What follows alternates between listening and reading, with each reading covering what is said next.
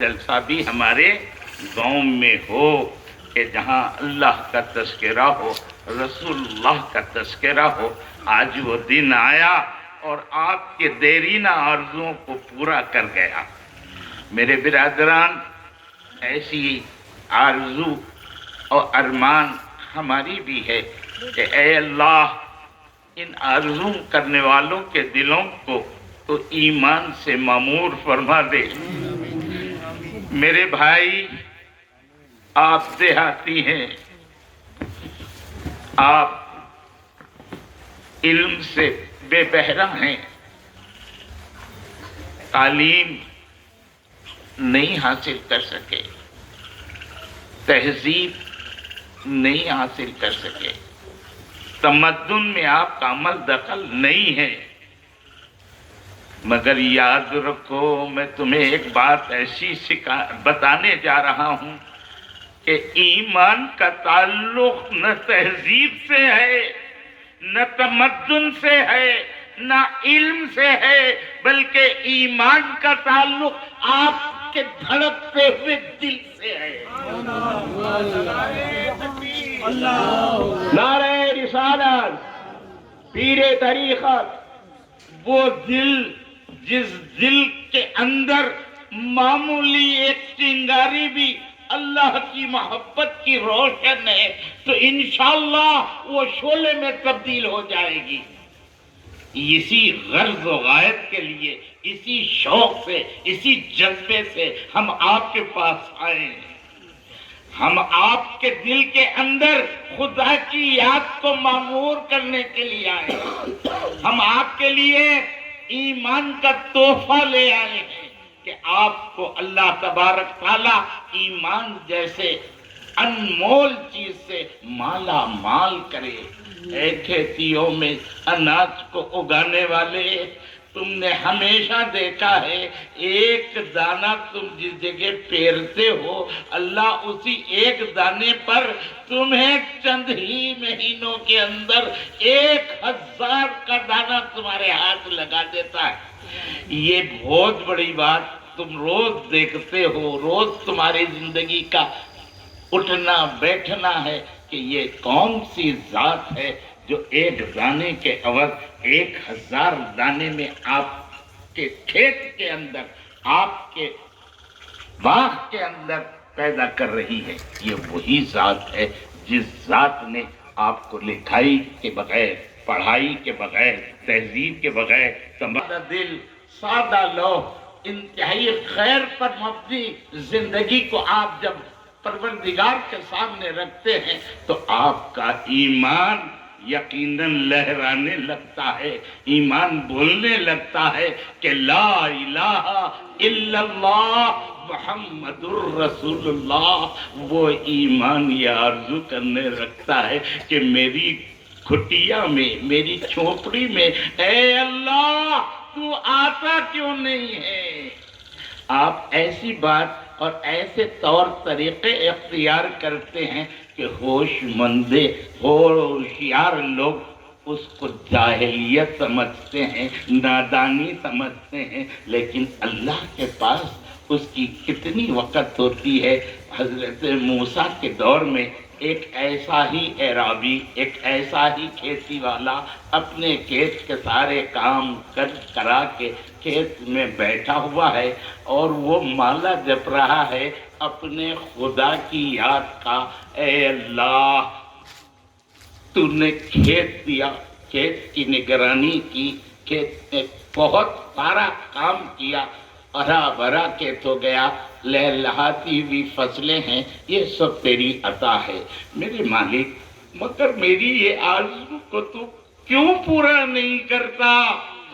اس جھوپڑی کو بنایا، اس کو لال مٹی سے لیپا اور کھڑی سے اس کا سفید یہاں سے وہاں تک چنا ڈالا، کڑی لگایا، پاک صاف کرا، 2 اگربتیاں لگایا اور روزانہ یہ تیرے سے عرض کرتا ہوں کہ اے کعبے کی دیوار سے ٹیک لگانے والے، کعبے کے گھر میں آ کے بسنے والے، بڑی بڑی مسجدوں کو آباد کرنے والے، کبھی اس جھوپڑی میں بھی تو قدم رکھ دے. مگر میری بات کیوں نہیں سنتا میرے مالک؟ آ جا، کبھی تو آ جا. میں اگر اس قابل نہیں ہوں کہ کچھ تجھ کو اچھا کھلا سکوں گا، میں مانگ مانگ کے لاؤں گا. پہلے تجھے کھلاؤں گا، بعد میں کھاؤں گا. تجھے ایک جھولا بنا کر جھولا جھلاؤں گا، ذری زحمت ہونے نہیں دوں گا. یہ گفتگو حضرت موسیٰ جاتے جاتے اس کی جھونپڑی میں جو جھانکے تو ایک بڑبڑا رہا ہے، اور انہوں نے دیکھا کہ کس سے یہ باتیں کر رہا ہے. جب دیکھا اندر تو کوئی آدمی نہیں ہے، خود ہی یہ باتیں کر رہا ہے. انہوں نے کہا کہ بھائی تو کس سے باتیں کر رہا ہے؟ اجی جاؤ تم اپنا کام کرو. کس سے باتیں کر رہا ہے؟ میں اپنے خدا سے بات کروں. ارے لا حول ولا قوت الا باللہ العلی العظیم. ارے تو یہ کیا کفریات بیان کر رہا ہے؟ تو میرے اور تیرے جیسا اللہ کو سمجھ رکھا ہے جو تیری یہ جھوپڑی میں آ جائے گا؟ ارے نہیں دیوانے، اللہ یہ جھوپڑیوں میں نہیں آتا. اللہ تبارک تعالیٰ عرش معلیٰ پر تشریف فرما ہے. جب یہ بیان کر کے اس کو ڈانٹی دیے، اس کو ڈرائے کہ آئندہ سے ایسے کفریات بیان نہیں کرنا، توبہ کر لے، تو نے کفر کیا ہے، تو نے اللہ کی شان میں گستاخی کی ہے. غلام دمک اپنی شریعت کے بل بوتے موسیٰ اس کو خوب ٹپٹ کے ہلو سے اپنا رومال اور ہنسا لیے واپس ہو رہے تھے کہ ندائی اے موسیٰ تو نے یہ کیا کیا؟ اے موسیٰ تو نے یہ کیا کیا؟ میں تجھے جوڑنے کے لیے بھیجا تھا، توڑنے کے لیے نہیں. وہ تو میرے کو یاد کر کر کے صبح و شام یاد کر کر کے مست رہتا تھا، آس میں رہتا تھا کہ میرا خدا آج نہیں تو کل نہیں تو پرسوں ضرور آئے گا. تو ایک دم اس کو توڑ دیا، اس کا دل شکستہ ہو گیا. ارے موسیٰ میں تیرے کو اس لیے نہیں بھیجا تھا. تو پتہ یہ چلا کہ عقل مندوں کا طرز طور الگ ہوتا ہے اور دل جلوں کا کچھ اور ہی طور ہوتا ہے. تو برادران محترم، اللہ نے بھی یہ خوب سمجھا کر رکھا ہے کہ جس کو ایمان کہتے ہیں اس کو کسی سرٹیفکیٹ کی ضرورت نہیں، کوئی یونیورسٹی کا پی ایچ ڈی ہونا ضروری نہیں، اس کو کے جی سے لے کے میٹرک تک کا سبق یاد کرنا نہیں ہے، بلکہ وہ ایک کیسے ہی انداز سے زندگی گزر کرے. اس کا دھڑکتا ہوا دل اور اس دل کی پاکی اور صافی اور اس کی خیر نیت ہی اس کے پروردگار سے اس کو ملا دیتی ہے. اور وہ دل جو دھڑکتا ہوا صاف شفاف طاہر مطہر ہے، اس میں وہ درخت اٹھتا ہے جس کا نام ایمان ہے. تو اللہ نے یہ عنایت انسانوں پر جو کی وہ بہت بڑی عنایت ہے. اگر ڈگری لگا دیتا کہ پی ایچ ڈی کرو اسلام پر، پی ایچ ڈی کرو رسول پر، پی ایچ ڈی کرو علی پر، پی ایچ ڈی کرو فاروق پر، پی ایچ ڈی کرو حج پر، پی ایچ ڈی کرو نماز پر، جو پی ایچ ڈی کرے گا میں اس کو ایمان دوں گا. یہ شرط میرے مولا نے بولو نہیں لگائی. اس کھیت میں، اس دیہات میں، اس تو گاؤں کے اندر ایک معمولی بھی آدمی ہے اور وہ اپنے دل کو صاف کر کے متقی ہو گیا ہے، پرہیزگار ہو گیا ہے، حرام کی چیزوں سے اجتناب کرتا ہے، حلال میں اپنے آپ کو ملبوس رکھتا ہے، نہیں کے ساتھ ہی جس چیز کی مناہی ہے اس سے دور دور رہتا ہے، اور جو کرنے کے کام ہیں من سے دل سے وہ کر لیتے رہتا ہے. تو وہی آدمی یقیناً جو ظاہری اسلام ہے اپنے باطن میں اتار رہا ہے، اور جب اس کا ظاہر، اس کا اسلام جو ظاہر ہے وہ باطن قبول کر لیا، دل خدا کی وحدانیت سے معمور ہو گیا، مطمئن ہو گیا، یقین ہو گیا کہ میرا مولا ہے، تو بس وہ ایمان کو حاصل کر لیا. تو برادران محترم، یہ اس کا بہت بڑا فضل ہے کہ نہیں ہے؟ کہ سرٹیفکیٹ کی ضرورت نہیں ایمان لانے کے لیے، کوئی دقت طلب مسائل نہیں ہے ایمان کے حاصل کرنے کے لیے۔ اس لیے میں آپ سے درخواست کروں گا کہ تمہاری اپنی زندگی میں ایمان کو حاصل کرنے کی پہلی کوشش میں آپ لگ جائیں، ورنہ ایمان سے بہتر ایمان جس کو کہتے ہیں اس کی شدید ترین ضرورت ہم کو لاحق ہے۔ اسلام دیا اس کا شکر ہے، لیکن ایمان آپ کو آپ کی جدوجہد پر رکھا، آپ کے اعمال پر رکھا، آپ کے روزمرہ کے معمولات پہ رکھا۔ اس اسلام سے استفادہ اس بات کا کماس ہے کہ اگر اس اسلام سے آپ نے ایمان حاصل نہیں کیا تو اسلام جیسی نعمت میں پیدا ہو کر بھی آپ بد نصیب کے بد نصیب رہے۔ یہ حق ہے، یہ بات یقیناً حق ہے۔ علامہ اقبال نے اسی لیے کہا تھا کہ غازی ہو، غزالی ہو، عطار ہو، رومی ہو، کچھ ہاتھ نہیں آتا بے آہے سحر گاہی۔ یہ جتنے نامور لوگ اولیاء کرام، اسلام کے علماء، اسلام کے نامور شخصیتیں، وہ مقام تک کیسے پہنچی؟ وہ مقام تک پہنچنے میں ان کا جو ساتھ دی ہے وہ ان کی صبح کا اٹھنا، صبح قیام لیل اور اللہ کی یاد میں تڑپ جانا، ان کو وہ مقام عطا کیا ہے۔ گوندے اوڑھ کر سونے اور صبح کی یہ نسیم سحر کو اپنے پر سے نازل نہ کر کے 8 بجے کے بعد اٹھ جانا، یہ تمہارے ایمان کو پیدا کرنے کے ذرائع نہیں ہے، بلکہ ایمان اس سے روٹ جاتا ہے، دور ہو جاتا ہے۔ مسلمان فجر سے پہلے اٹھنے والے کا نام ہے۔ علامہ اقبال فرماتے ہیں اذاں ہی تو ہے جس کے ذریعے سے سورج نکلتا ہے۔ دنیا کو صبح اس وقت ہی میسر ہوتی ہے جب اذاں کہی جاتی ہے۔ تو ایسی بڑی چیز، ایسی بڑی انقلاب والی چیز سے آج ہم محروم ہیں، تو آپ کو آج عہد کرنا پڑے گا کہ نہیں حضرت، ہم یہ بے رخی کی پالیسی کو آج ختم کرتے ہیں اور صبح کے ناشتے کو، صبح کے اٹھنے کو ہم اولین فہرست میں شامل کرتے ہیں۔ اٹھیے، صبح کو اٹھیے، سارا دن تمہارے اللہ تعالیٰ تابع کر دے گا، دن تابع کر دے گا۔ دن میں کیا کیا چیزیں ہیں وہ سب آپ کی تابع ہو جائیں گی، برکت دن میں ہوگی، نزول برکت کا سلسلہ جاری ہو جائے گا۔ برادران محترم، حاضرین کرام، اسلام مجذوبوں کا مذہب نہیں ہے،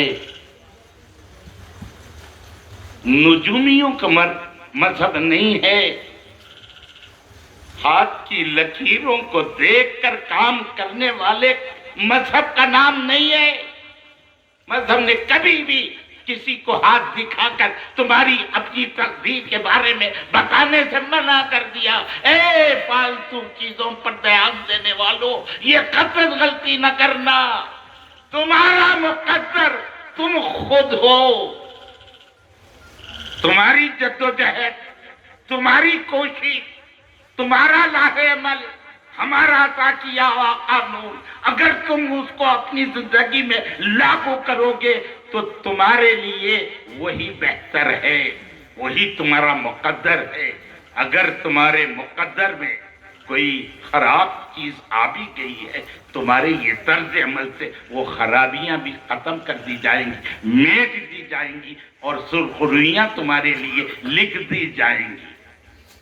یہ اثر آپ کی جد و جہد میں منحصر ہے۔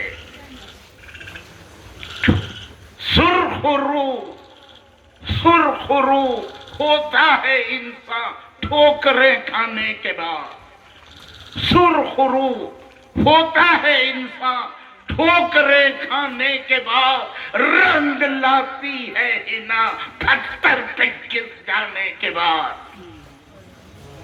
اس کا رنگ نکھر کے کب آتا ہے؟ جب وہ گھس جاتی ہے، جب اپنے آپ کو میٹ دیتی ہے، جب فنا ہو جاتی ہے تو آپ کے ہاتھ کو رنگ میں تبدیل کر دیتی ہے۔ اور جب آپ کو ٹھوکریں لگتی ہیں تو سنبھلنا آپ کو آنے لگتا ہے۔ تو ٹھوکریں سرخ روئی کا پیش پیما ہے۔ تو برادران محترم، گھس جانا، عمل اور پہم عمل کی طرف متوجہ ہونا، یہ مسلمانوں کی شان ہے، یہ مسلمانوں کی آن ہے۔ ہاتھوں کی لکیریں، مجذوبیت کا شکار ہو جانا اور اللہ کے اوپر اس کو توکل کہنا انتہائی نادانی ہے، انتہائی بے وقوفی ہے، ایک اسلام پر تہمت ہے۔ خدا را اس طرف اپنے ذہنوں کو قطعاً مت لے جائیے۔ آپ دنیا کا مقدر ہیں، دنیا آپ کو دیکھتے ہوئے اپنے چال حال کو جیسے آج تک سیکھی ہے، آئندہ بھی آپ سے منتظر ہے۔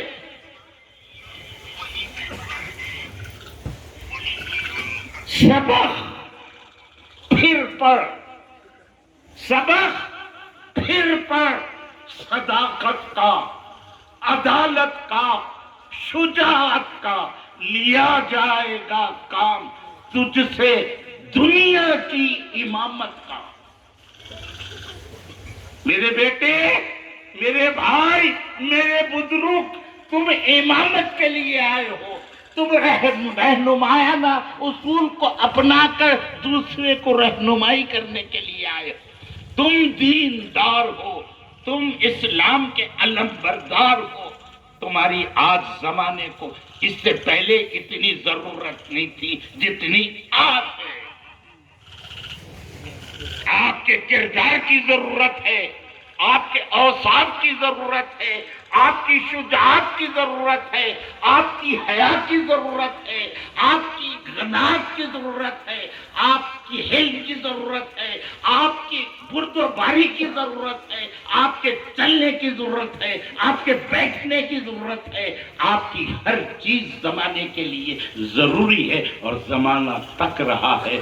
کوئی تو ہے جو ہماری ان خامیوں کو خوبیوں میں بدلے۔ وہ جو زمانہ تک رہا ہے، وہ زمانے کا تکنا آپ کی طرف ہے، کوئی اور ان تمام چیزوں کو پورا کرنے والا نہیں۔ اسلام کا فرزند ہی اس کو پورا کرنے والا نکلے گا۔ برادران محترم، جولانی، سیلانی، روانی، آپ میں جب تک ہے، آپ اپنے ایمان کی تیاری کیجئے، ایمان کو حاصل کر لیجئے، بہت ضروری ہے۔ اس میں ہی آپ کی کامیابی۔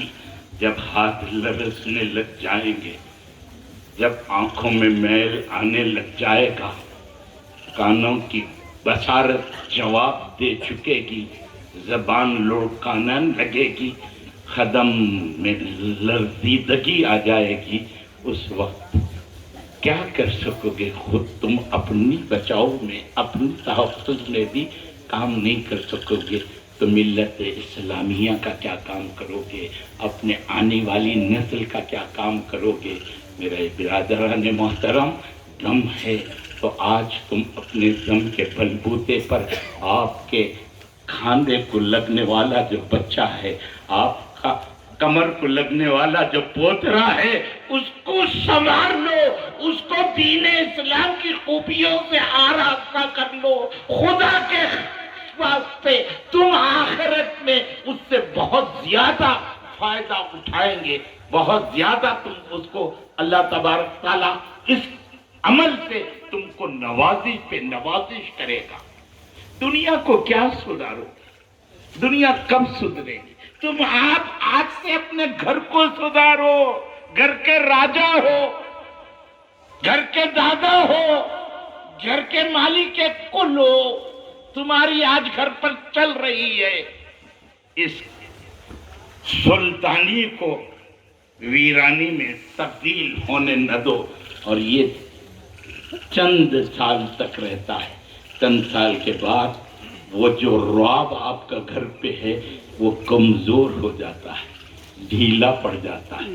شرم کے مارے آپ کی جو لڑکاتی زبان پھر اٹھنے نہیں پاتی. کسی قسم کا مطالبہ آپ نہیں کر سکتے. وہ وقت آنے سے پہلے جب تمہارے میں طاقت ہے اپنے بچوں کو بھی اسلام سکھاؤ, اپنے پوتروں کو بھی اسلام سکھاؤ, اپنی جانے والی بیٹیوں کو بھی اسلام سکھاؤ. اسلام سکھانے سے پہلے کبھی ودا نہ کرو. اسلام سکھانے سے پہلے بچوں کو چین لینے نہ دو. ان کو کامل مومن بنانے کی فکر میں لگے رہو. مسلمان ان کے اسلام ان کے سینوں میں اتر جائے, ان کا باطن اسلام کو قبول کر لے, دل اس کا قبول کر لے کہ لا الہ الا اللہ محمد الرسول اللہ. زبان سے تو ہزاروں مرتبہ پڑھتے رہے, آپ دل کی باری ہے. دل کہے لا الہ الا اللہ محمد الرسول اللہ. ایسا توکل کہ اللہ کے ہونے کا اتنا یقین جب تم میں اور تمہاری اولاد میں آ جائے گا, ایمان یقیناً آ جائے گا. کئی بار میں نے کئی مثالیں دی ہیں. ایک مثال اور آپ کے سامنے عرض کرتے ہوئے اپنی تقریر کو اختتامی مرحلے میں لے جاؤں گا. حضرت ابراہیم ادھم بلقی شہنشاہ وقت تھے, بادشاہ وقت تھے. ان کے تمام عمرہ تھے, فوج تھی, سلطنت تھی. ایسے واقعات آپ کو بہت ملیں گے کہ جنہوں نے بادشاہت کو ٹھکرا دیا, بادشاہت کو چھوڑ دیا اور فقیری کو اختیار کیا.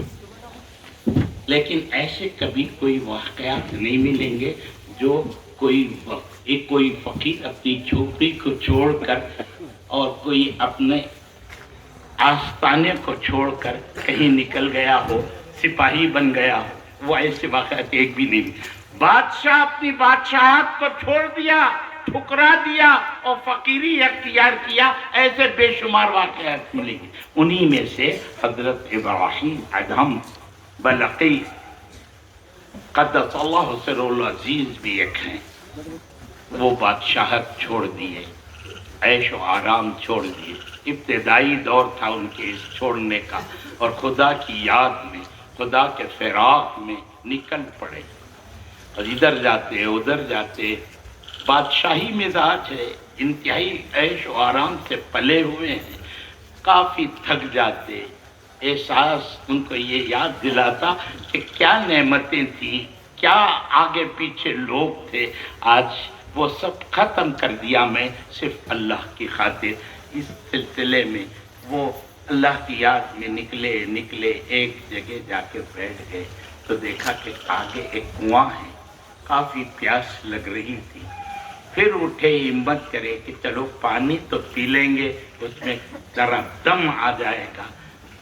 جا کے جب باؤنڈری کے کنارے پہنچے, کنویں کے اندر جھانک کر دیکھا تو پانی تل کو لگا ہوا تھا.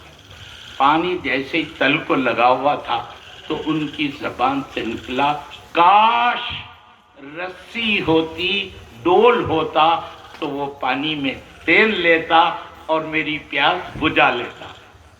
خیر کوئی ڈول والا آئے گا, کوئی پانی بھرنے والا آئے گا تو میں وہ ڈول رسی لے کر پانی پی لوں گا. جھاڑ کے نیچے ادھر بیٹھ گئے اور انتظار میں رہے کہ کوئی ڈول والا آئے, کوئی رسی والا آئے. اسی اثنا میں چوکڑیاں بھرتی ہوئی کچھ ارنیں آئیں. ارنوں کی چوکڑیاں تو آپ نے دیکھی ہوں گی, چھڑ 10-15 ارنیں آ گئی اور اطراف باؤنڈری کے اس بولی کے کھڑے رہ گئے. دیکھیں کہ پانی بہت نیچے ہے. ان سب نے آسمان کے اوپر اپنی نظریں گڑا دی, سر اوپر کر لیا اور اوپر دیکھتی رہی. کون؟ ہرن اللہ کی طرف وہ دیکھتے رہے، اس کے بعد جب سر نیچے کیا تو وہ جو پانی کنویں کی تل میں تھا وہ ابل کر ان کے ہونٹوں کے قریب آ گیا، اور انہوں نے خوب ہاتھ سے پانی پی لیا اور رخصت ہو گئی تھی چوکنیاں مارتے۔ انہوں یہ جو تماشا دیکھے کہا کہ میں تو کہ وقت پانی تل کے نیچے تھا، یہ کیسا پی گئے؟ اور ایک نہیں دو نہیں 15-20 ہرن پوری کے پورے پانی سیر حاصل پی کے چلے گئے۔ پھر اٹھے کہ میں غلطی تو نہیں کرا، میں کوئی مغالطے میں تو نہیں رہا، آخر ہے کیا معاملہ؟ پھر پانی دیکھے تو وہی پانی تل کے اندر ہے، رسی کی ضرورت ہے، ڈول کی ضرورت ہے۔ اب ان سے رہا نہیں گیا، انہوں وہاں بیٹھ کے شروع کرے کہ اے اللہ، تیری خاطر میں نے بادشاہت چھوڑی، تیری خاطر عیش و آرام کو چھوڑا، اور آج میرے کو تیری معمولی جانوروں کے سامنے ذلیل کر دیا، ان کو سیر حاصل پانی پلا دیا اور مجھے پیاسا بٹھا دیا۔ ندا آئی اوپر سے کہ ابراہیم، تو نے رسی اور ڈول کے اوپر نگاہ رکھی اور ہرنوں نے میرے اوپر نگاہ کی، مجھ پر بھروسہ کیا، لازم ہے کہ جو مجھ پر بھروسہ کرے گا اس کو میں بے آسرا نہیں کروں گا۔ میں سبحان اللہ، سبحان اللہ۔ اس کے اس بھروسے پر یقیناً پانی کو اوپر لا لیا۔ تجھے اور مجنے کی ضرورت ہے، تجھے اور اپنے ذہن کو صاف کرنے کی ضرورت ہے، ابھی تجھے اپنی اصلاح کرنے کی ضرورت ہے۔ خیال چھوڑ دے رسی کا، خیال چھوڑ دے اس ڈول کا، میرے اوپر کامل بھروسہ کر لے، پھر دیکھ میں تجھے کیا کیا دیتا ہوں، کیا کیا چیزوں سے نوازتا ہوں۔ یہ ہے توکل، اس کا نام ہے توکل۔ وہ خدا ہے جو ان ہرنوں کو بھی کبھی پیاسا نہیں رکھتا، اور جو بادشاہ چھوڑ کر، عیش و آرام چھوڑ کر بھی ابھی اوروں کے اوپر بھروسہ کرتے ہیں، ان کو ادھر ہی لگا دیتا ہے، ان کو ٹھہرا کے ہی رکھتا ہے۔ تو ہمارا کیا حال ہوگا میرے بھائی؟ ہم نے لا الہ الا اللہ محمد الرسول اللہ پڑھا ضرور ہے، اس گروہ میں پیدا ضرور ہوئے ہیں، لیکن ہمارے حلق سے نیچے ایمان نہیں اترا ہے، ہم ایمان کے بہت دور ہیں۔ ایمان ہو تو ان ہرن کے جیسا ایمان جس کی کامل بھروسہ ہو اللہ کی ذات پر۔ اگر اللہ کی ذات پر کامل بھروسہ ہونا ہے اور وہ آپ کے اندر پیدا ہونا ہے، تو یہ تمام ظاہری عبادات کو، ظاہری آپ کے نقل و حرکت کو، ظاہری شریعت کو اپنے باطن میں اتاریے، اور قلب کو کہیے کہ کر قبول، کر قبول، کر قبول۔ جب قلب آپ کا یہ شریعت کو قبول کر لے گا اور آپ اللہ سے مطمئن ہو جائیں گے، رضا مند ہو جائیں گے، آپ پر یقین ایسا کامل ہو جائے گا، تو اللہ آپ کو ایمان کی دولت سے مالا مال کر دے گا۔ آخری ایک اور واقعہ سناتے ہوئے میں آپ سے رخصت ہو جاؤں گا۔ بیت المال میں حضور صلی اللہ علیہ وسلم ایک بڑی لڑائی کے لیے حضور نے فیصلہ فرمایا۔ اس وقت کی روما سے رنگ ایسی تھی جیسے آج امریکہ یا روس یا چائنا سے لڑنا، تو اس لیے روما سے لڑنے کا مسلمانوں نے اور خود حضور نے فیصلہ فرما لیا۔ باقی بر اعظموں کے اوپر حضور الحمدللہ مسلط ہو چکے تھے، غلبہ اللہ نے آپ کو عطا کر دیا تھا۔ اب روما سے طاقت، ایران آپ نے حاصل کر لیا تھا، روما رہ گیا۔ اب روما کے لیے پوری تیاری کی جا رہی تھی، تو اس کے لیے اتنی بڑی طاقت سے لڑنے کے لیے اپنی ایک بڑی فوج کی بھی ضرورت تھی۔ فوج کی اسلحہ کی ضرورت تھی، ساز و سامان کی ضرورت تھی، گھوڑوں کی ضرورت تھی، اونٹ کی ضرورت تھی. صحابہ کی وہ ٹیم کو طلب کیا گیا جو اس فوج پر آنے والے خرچ کا تخمینہ لگائے، موازنہ کرے. تو ان لوگوں کو بلایا گیا. انہوں نے کہا کہ یا رسول اللہ اس لڑائی کے لیے آپ کو اتنے درہم چاہیے، اتنے دینار چاہیے. حضور نے وہ سب ان لوگوں کی رپورٹ کو ملاحظہ فرمایا اور اعلان کیا کہ آج ہم یہ رقم جمع کرنا ہے. حضرت عثمان غنی کھڑے رہ کے فرمایا کہ میرے ماں باپ آپ پر فدا یا رسول اللہ. جس تخمینے کا اندازہ میرے دو صحابہ نے دیا ہے اس کا جو کچھ کل سرمایہ ہے نصف فقیر حاضر کرتا ہے، خاصار حاضر کرتا ہے. گئے اور وہ جو فگر تھا اس کی آدھی رقم حضرت عثمان غنی نے حضور کے سامنے دینار کی ڈھیر لگا دی، سونوں کے سکوں کی ڈھیر لگا دی. ایسے ایک صحابی آتا گیا، اپنا سامان پیش کرتا. دیکھیے توکل کیا چیز ہے وہ آپ کو میں بتا رہا ہوں، اللہ پہ بھروسہ کیا ہے وہ آپ کو بتا رہا ہوں. اس کو کبھی آپ نہیں بھولنا، اور وہ خالی جملے سے ادا نہیں ہوتا. آپ اس زندگی کو حاصل کرنے کی حتی الامکان کوشش کرنا جس زندگی کی طرف میں آپ کو لے جا رہا ہوں. تو اب اس کے بعد میں حضرت عمر فاروق آئے. انہوں نے اپنا سرمایہ لایا اور پیش کیا کہ یا رسول اللہ میرے ماں باپ فدا، یہ سرمایہ ہے. ٹوٹل سرمایہ اکٹھا کیا، جتنے بھی آنے کے میرے روپیے تھے وہ میں نے منگوا لیے اور کل ٹوٹل میں نصف کرا. آدھا اپنے ماں بال بچوں کے لیے رکھا اور آدھا یہ آپ کی خدمت میں لایا. ٹھیک ہے عمر رکھ دو. رکھ دیا. پھر ایک صحابی آئے، انہوں نے ایک سونے کی گلی حضور کے سامنے پیش کی. سونے کی گلی میں سمجھتا ہوں جیسے آج کل بسکٹ ہے 10 تولے کے، 15 تولے کے، 20 تولے، تو 20 تولے ہوں گے. گر گڑا کر کہا کہ یا رسول اللہ میرے بھی ماں باپ آپ پر فدا، یہ جو سرمایہ ہے یہ میرے پاس یہی سرمایہ ہے، اس کے سوا میرے پاس کوئی رقم نہیں ہے، کچھ نہیں ہے، یہی ہے. وہ آپ کو میں اس بیت المال میں اس اخراجات کی لیسٹ میں دے دینا چاہتا ہوں. حضور سنے اور ان سنے کر کے دوسری طرف متوجہ ہو. انہوں 5-10 منٹ تک انتظار کریں. کیا بات ہے، میری بات حضور سماعت فرما چکے لیکن ایکشن نہیں لے رہے، فیصلہ نہیں فرما رہے اور تردد ہوا. 10 منٹ کے بعد جس طرف حضور کا رخ تھا ادھر سے پھر اس رخ کی طرف گئے جس طرف حضور کا رخ تھا. پھر کہا یا رسول اللہ میرے ماں باپ فدا، یہ سونے کے سوا اللہ کی قسم میرے پاس کچھ نہیں ہے، یہ میں آپ کو دینے کے لیے لا. حضور سنے ان سنے ایزی لے لیے. پھر تیسری طرح آپ رجوع رہے.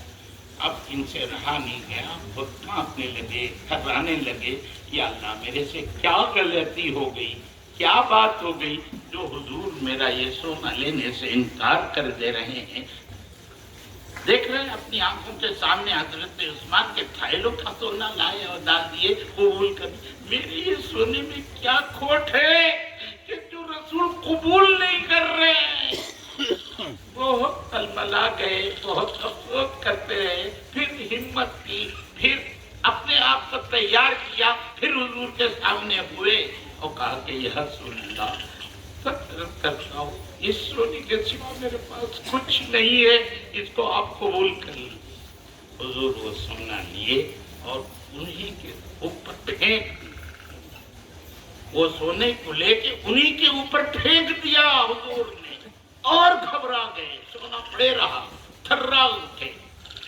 یا رسول اللہ لفظ ایک زبان پہ نہیں آ رہا. اور حضور نے تشریح کی کہ اے شخص، اے میرے صحابی، جب تیرے پاس اس سونے کے سوا کچھ بھی نہیں ہے تو کل بیوی بچوں کو کیسے پالے گا؟ ان کا انتظام کیسا کرے گا؟ کل دوسروں کے سامنے ہاتھ پھیلائے گا؟ تیرا گھر کیسا چلے گا؟ جب تیرے پاس کچھ اور ہے ہی نہیں تو پھر یہ سونا لے جا، بچوں کی کفالت کر، بیوی کی کفالت کر، جو گھر کے اخراجات ہیں اس کو پورا کر۔ اب انہوں کچھ نہیں کہے، خاموشی بیٹھے رہے، ہمت نہیں ہوئی کہ وہ گرا ہوا سونا اٹھا سکے۔ پھر لوگوں نے وہ سونا اٹھا کے ان کے جیب میں ان کے پاس کر دیا۔ اس کے بعد حضرت ابابکر صدیق تشریف لائے۔ ابا بکر صدیق تشریف لائے تو انہوں نے بھی اپنا پورا سرمایہ حیات جو کچھ ان کا تھا حضور کے سامنے رکھ دیا۔ ان کی زبان سے کچھ نہیں کہے، رکھ دیا سامان۔ حضور خود پوچھتے ہیں، ابا بکر گھر والوں کے لیے کیا چھوڑ آیا ہے؟ حضرت ابا بکر نے کہا کہ خدا کی عزت کی قسم گھر والوں کے لیے بہت کچھ چھوڑ آیا ہے، گھر والوں کے لیے بہت کچھ چھوڑ آیا ہے۔ حضور نے کہا کہ وہ بہت کچھ کیا ہے، اس کی تشریح بھی تو کر۔ حضور گھر والوں کے لیے اللہ اور رسول کو چھوڑایا، سبحان اللہ سبحان اللہ، اللہ اور اس کے رسول کو چھوڑایا ہوں۔ اس سے بڑھ کر بھی دنیا میں کوئی اور چیز ہو سکتی ہے جو ہماری کفالت کے لیے نہ کافی ہو؟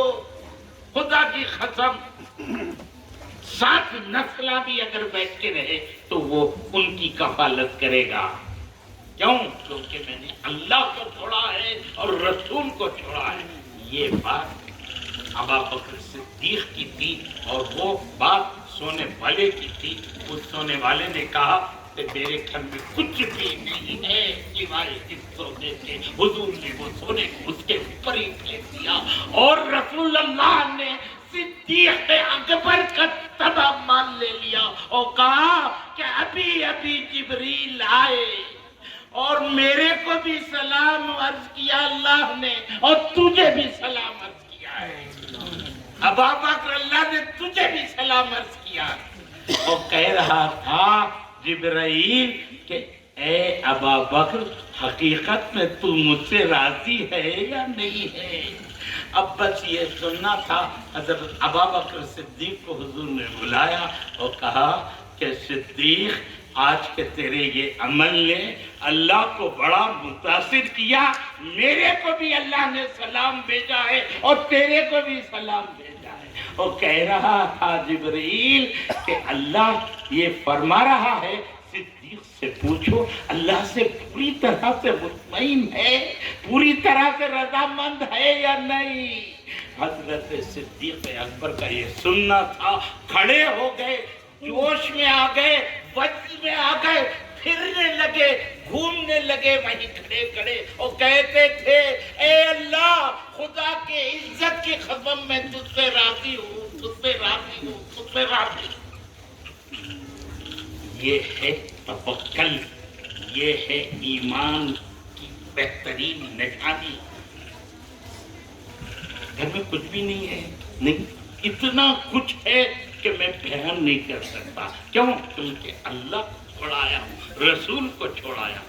وہی ایمان ہے میرے بھائی، ایمان کوئی دوسری چیز کا نہیں نام، یہ عقیدے کا نام، یہ توکل کا نام، اس بھروسے کا نام، اللہ کے اوپر اس یقین کا نام ایمان ہے۔